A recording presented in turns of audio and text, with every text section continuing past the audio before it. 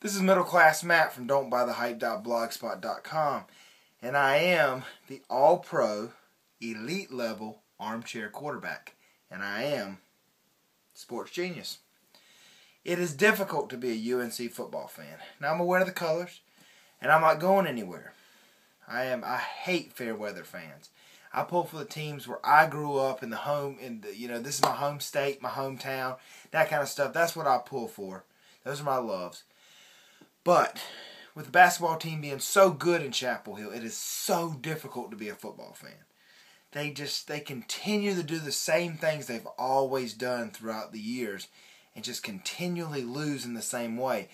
I had to calm down earlier after the Duke loss. Duke beat Carolina 33-30. I was about to have a heart attack. If I would have got on here right after the game and done a video, I would have talked 10 minutes. I'm going to try to keep this short because there's so much bad to say that I literally could do a 30-minute on how bad the Tar Heels football is. Now, a lot of people say, well, middle class, 5-3. It's not like they have a losing record, even a 500 record. That's the thing. They're super talented. I literally believe on this team, out of the 22 starters, 11 will be pros. There are right now 3 players that are on Mel Kiper's board as first-round NFL picks. Yet they continue to lose to inferior competition. Today, the offensive line on UNC outweighed Duke's defensive line probably 50 to 60 pounds per man. Embarrassing. Now, I have to go through some of this and talk about it quick, but people will say about Fedora, they say Larry Fedora, well, the players got to learn his system. They got to learn his system. One thing real quick before I get to my point. Does learning a system equal not knowing how to tackle? When you watch Alabama play, the one thing that sticks out to you, or watch Jim Harbaugh's 49ers. Once they make the hit on the running back, he's down. Once they make the hit on the receiver, he's down. No yards after the catch. UNC is a terrible tackling team. And I've talked about this the whole time, and I've always talked about I don't get my hopes up. They have been worse in my lifetime, UNC, but I have never seen a secondary so bad. It is horrible. Their safeties and corners are terrible. Terrible. They're awful. Can't cover anybody. Couldn't even cover Duke. But they do have lots of talent in places. Let me tell you about, look at the Carolina situation. A team that's under, listen to the story, see if it sounds familiar. Under NCAA investigation, has sanctions put on them. They bring in a new coach, having to deal with that era. They have a lot of talent, but a lot of distractions. The coach comes in, bringing a new era, a new system.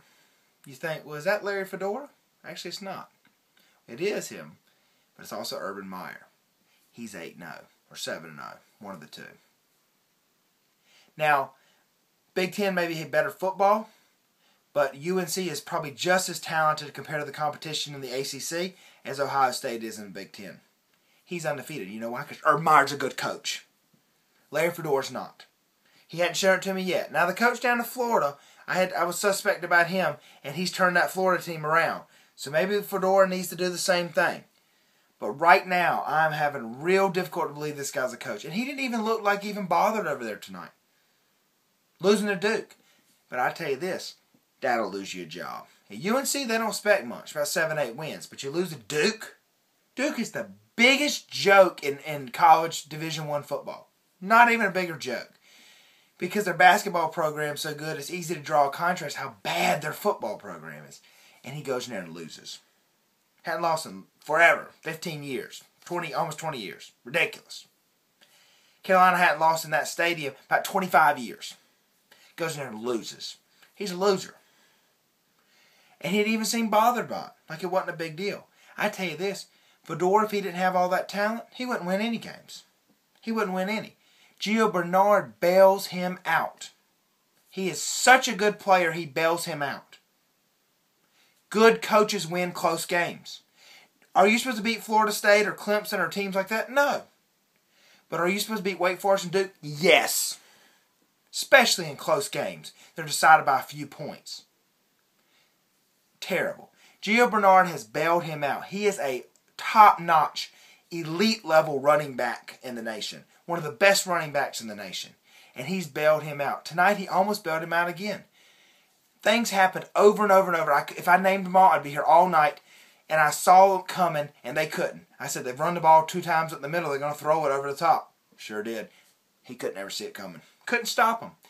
Duke didn't do anything special. They just played fundamental football. They ran between the tackles. I don't know any systems or schemes or how they match up. I love, all those announcers that know something. They ran the ball through the tackles. They just beat them on fundamentals. They beat them off the ball. They beat them in the trenches. They got on the blocks. They just played better fundamental football. That's all there was to it. There's nothing else. And UNC never could adjust. Virginia Tech, Duke jumped up on them too. And Carolina beat Virginia Tech. And they went up 20-0.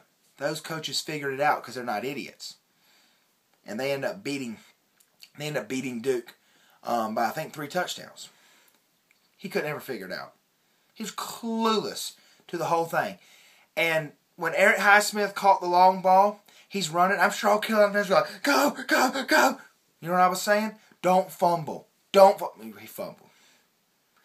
The stupidest things that you can possibly do, that's what the UNC football team does. And people say, well, it's not the coach's fault that he fumbled. Discipline. Does Alabama fumble all the time? Why do you think they don't? Because Nick Saban disciplines his team. And they're like a well-oiled machine. Gio Bernard, though, then picks up the fumble in the game. This is what happens in the UNC game. Scores the touchdown and sends Carolina ahead.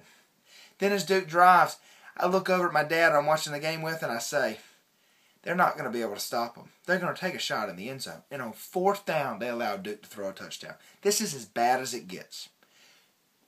Ohio State won a close game. He's in the same situation Fedora is. An extremely talented team with all sorts of problems going on. He wins the close game to Urban Meyer. Fedora has not proven to me that he's a coach. Now, can this team get better? We'll see.